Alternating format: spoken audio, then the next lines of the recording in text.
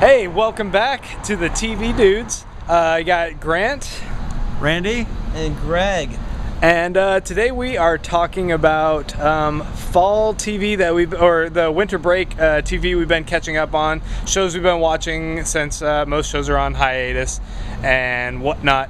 We're doing a special video one of this since we're kind of doing it last minute, and I'll start off with you guys. Randy, what have you been watching? So we're outdoors too. That's a special thing I should mention. So if you hear any cars going by or anything, it's cool. Yeah. So I over the winter break, when there was nothing on the DVR, I took some time and caught up on Bored to Death from HBO. Mm-hmm. And when I say caught up, I mean I watched all 16 episodes, both seasons. Wow. And I do not intend to marathon a show, but that show, it started off sort of okay, and I like the main cast: Jason Schwartzman, Zach Galifianakis, and Ted Danson. Oh yeah, and they're great. I love all of them, but it's not till about the fourth episode it really turns and gets really hilarious, and it just gets better and better as it goes on. It's about a guy who's a writer, based on an actual writer named Jonathan Ames. Zach Galifianakis is his cartoonist pal. Ted Danson is like an older guy who runs this magazine called Edition that's like a GQ competitor. And they all smoke a lot of weed. They all drink too much. And Jonathan Ames, Jason Schwartzman character, decides that he's going to be a private detective, unlicensed. And it is not terriers by any means. It's more like an updated Woody Allen kind of thing in a lot of ways. Yeah. It's all about Brooklyn. It's all about him taking these sort of weird shaggy dog cases, and in the meantime trying to write his novel and just having romantic issues and that kind of stuff. Very, very funny. The really key thing for me, when it really got me, was in season 2 when Jason Schwartzman's been kidnapped by these Russian mobsters off this case that he got on, and they've asked for Ted Danson to bring his like $20,000 to him. So instead of doing that, Ted Danson and Zach Galifianakis get really high, go to the spy shop run by Patton Oswalt, essentially, and buy body armor, rubber bullets, and all this stuff. So they're super high, and they're going to go on a hostage rescue scene. Awesome. And about that time, I'm like, okay, this show is great. And it's really fun. And I heard it really picked up in the second season. It really does. There's a lot of good guest stars. Everyone from Samantha Bee, John Hodgman, Oliver Platt. Definitely recommend it. It's a show I don't think a lot of people are talking about, but I really like. You know, because I saw the first, the first 2 episodes. Yeah, and because it like kind of, it was slow. Yeah. And it's got in the way of other things I was watching. Like it was like on Sunday nights, so in the summer Sunday nights are like Mad Men nights for me. So I kind of dropped off on it. But every person's who opinion I really value says I need to watch it, so I'm going to catch up on that myself. You got to go past the first 2, because I was at the same place. I watched the first couple and I'm like, I don't know about this, but get to about episode 4, okay, and it starts turning. And what's funny is if you go back and watch those 1 and 2, they're funnier because you know the characters and everything. Gotcha. And this is on Showtime? It's on HBO. Oh, okay, yeah. And season 2 just wrapped just recently. Right. Have you guys seen the new lineup for, I think it's Showtime, with Californication, but it's going to have that William H. Macy bunch show? Of new shows. And I love William H. Macy, but the new show didn't look that interesting to me. What's Really? the show about? It's about him as this like troubled, like extreme alcoholic, and and his I think it family trying to looks sort of like get along without him. fascinating. It's a remake of, I think, an Irish show. Oh, wow. So, yeah, it hasn't won me over, but it's William H. Macy, and so. Mm-hmm. See, I gotta get on the Showtime show bandwagon. Yeah. Everybody keeps telling me. What have you been watching, Greg? Well, I've caught up. Well, I shouldn't say caught up. Like what TNT does nowadays is that they have like these shows. They have their shows like Leverage, Men of a Certain Age, Rizzoli and Isles. Which, by the way, I just heard the news today. Rizzoli and Isles like the highest rated cable show last year. Really? Yeah. I don't know strict. anybody watching that show. I watched a couple episodes. It was okay. It wasn't terrible. I was like, It's Angie Harmon, right? yeah. So that's nice because So she's that's nice. nice. She's nice to look at. But so saying all that, Men of a Certain Age had like 6 episodes. So they started in the beginning of December. The next one, I watched the second to last one for this section of this season for them. And they're going to start off again in the summer. So I've been watching Men of a Certain Age, which is a show that is the characters on that show. I mean, to me, it's like might be one of the most realistic shows. Like you really feel like you're involved in these guys' lives. I mean, you've got Andre Brower as Owen, you've got Ray Romano as Joe, and then you've got Scott Bakula as the actor friend of theirs. And in this second season, Bakla is involved in. Owen owns a Chevy dealership, and then Bakla starts working for it. It starts getting. I thought I saw that. And he starts getting good, and it's like because he was a struggling actor. He's like getting money now, and he's feeling good about himself. And he's like, but at the same time, everybody's wondering if this is just a phase for him, because his character Terry always go through phases of like, he did yoga, he walked across the country. Is this new kind of settled? Is this new kind of, money making Terry like a phase? So one of the lines with it is that one of the arcs with him is that YouTube was showing like one of his old clips, one of his old stupid commercial clips, and it became like hot again. So he had to bring in his. He brought in the woman from that commercial, and I'm zoning on her name, which is killing me. But now they're an item and stuff. Owen's father, Owen who owns the auto dealership, his father was a famous Laker. He had the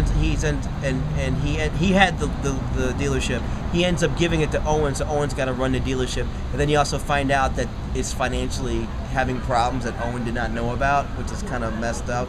And then Joe is just living a single life, but his kids have grown up really fast. And he's dating two women. He's dating like this one crazy chick, and then he's got this other woman he kind of likes. But the thing is his pal Manfro, his bookie, is now really sick. He's got like colon cancer, but Joe. I was smiling about that. Yeah, Joe. Colon cancer's hilarious. Yeah, that is funny as hell. Knock. But I mean, the first season's arc for Joe, for Ray Romano's character, is that he's a gambling addict. So Manfro loves Joe and wants him in his life, but Joe says, "I can't be with you because of the gambling." So it's really good. All the supporting characters are great. So it's Entourage for adults. I wouldn't Wow, say that's that. a pitch. No, I wouldn't I was say kidding, that. I was kidding. It's more like, I don't know. It's just, I can't even. It's like Golden Girls. It's actually like kind of like Golden Girls, but for men who are around 50. And it's Entourage was actually the male Sex in the City. I was kidding about that. Entourage. It's actually more like Rizzoli and Isles, but with another dude. Right. No, but I would say that. And then the other thing is I recently got DVD copies of Breaking Bad, so I will be caught up. I'm going to work on catching up my Breaking Bad. You've seen the first episode again? No. Oh. I was watching something else that I got that I can't talk about. Oh, okay, indeed. We'll talk about that later. Yeah, hopefully we'll be bringing that up pretty soon. So Grant, what about you? Yeah, what about you? have been watching? Let me hand the camera off to someone. Okay. All right. Sit down there, Grant. All right. So I've been. Wow, you're really dark, man. Am I? Yes. Let's try You this. know what? How about... That's a little There we go. Now it's like a noir thing. I like it. Yeah. Wait, how about if I get up, you change chairs. Let's do that. See, this is the action-oriented... Oh, there you go. That's Hey. good. Yeah. That's good. So I have been. I caught up on the first season of Californication over the break. Right. And I'd heard enough about it. I was like, I don't know if I'll actually be into this. Right. David Duchovny is a sexaholic who's just being very self-destructive in every aspect of his life because of a really bad breakup with his ex and losing his child in the process. Ooh. And so he still has interaction with both of them, but he's obviously just trying to destroy himself. Right. She's getting remarried. Yeah, and it actually ends up being really engaging. And I'd say one of the biggest aspects is you find out in the very first episode that he sleeps with this one girl who ends up being the daughter of the man who's marrying his ex-wife. And not only is she the daughter of the guy who's marrying his ex-wife, she's 16. Okay, that's not so awesome. Yeah, so it's like, haha, uh-oh. Yeah. So, I'd say because of that, the show ended up hooking me, and it was very interesting to watch that whole dynamic. And the show's actually pretty funny in that first season. How many seasons are there? It's going on its fourth? It's about to start the fourth. Yeah. In Showtime as well. Right. Yeah. But that first season was actually great. Also, And if you're a fan of nudity, Californication got you covered. there's boobs like every episode. Well, who does not like boobs? and nice ones. Everybody likes boobs. Yeah. Gay men like boobs. They all like true. boobs.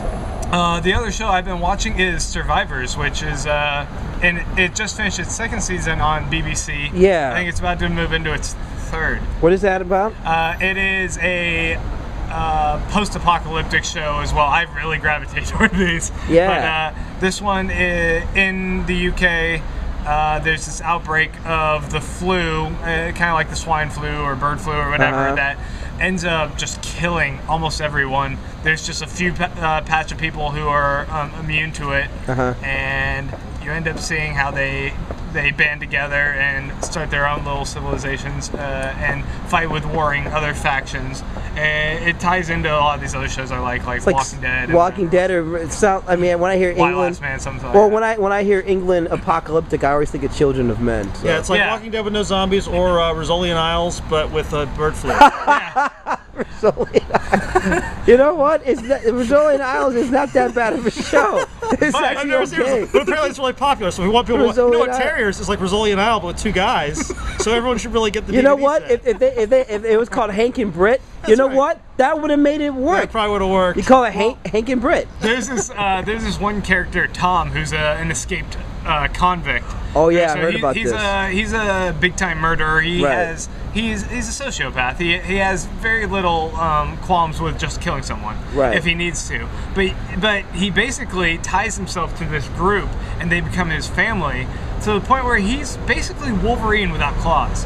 That. The guy is great. He's just gripping to watch because he's so deadpan emotionless about like everything that he does. That it's like any situation he just kind of glares at people and he's so good at it. He's a good glare. Good glare. That's nice. Got good glare. I've just started through the second season, about halfway through, and it's pretty good. The nice thing about the show is it's only 6 episodes per season, as with a lot of these BBC shows. Right. So they're very quick and easy to watch. Been able to just go right through it. Cool. So that's we should say, by the way, both of those shows, Californication and Survivors, are on Netflix Instant Watch. Yes. So anyone wants to watch And it, that's just how pop I've it been right watching on. Oh well, I've got that even on my iPhone, so I can watch Californication. There That's you cool. go. Exactly. You can watch it right now as you drive home. You know what? Well, yeah, that's somehow that's probably We don't wouldn't recommend work. that. That can lead to trouble. That could lead to trouble. So anyway, that's it for this episode. I'm gonna try and take this audio and put it on. I like this gorilla TV, Guerrilla style. Yeah. gorilla style TV. Yeah, it's like dudes. Rizzolian Isles meets. We're gonna do this next time. We'll go on a jog and we'll just try and record TV dudes on the move. Yeah, Yeah. TV dudes on the move. I kind of like that. I'll that, be there for the first jaywalking. 30 This seconds would or be so, hard. and then I'm just gonna pass right out. Right. We're gonna overtake Jay Leno with this stuff. Jaywalking in your face. You watch that show? You actually? I'm only familiar with that segment. But until next time, check us out on Lounge Geeks. We are on Facebook and Twitter. Hey, by the way, 2011, we were talking about some stuff for Lounge Geeks and TV Dudes and the other shows. It's gonna blow up, yo. Y'all need to pay attention. Y'all need to Get recognize. on the bandwagon. Recognize. Look at my hand. Recognize. The people watching right now, they're the early adopters. You're gonna know. You'll be like, I knew them when. Right. Yeah. Buy your way too expensive T-shirts now. That's right. Yeah, buy your T-shirts. Wear the gear because they're gonna be rare. In about a year, you'll be able to put them out on eBay and make some money, man. Yeah. Yo, floss that yeah, shit. fly. So until next time. TV dude.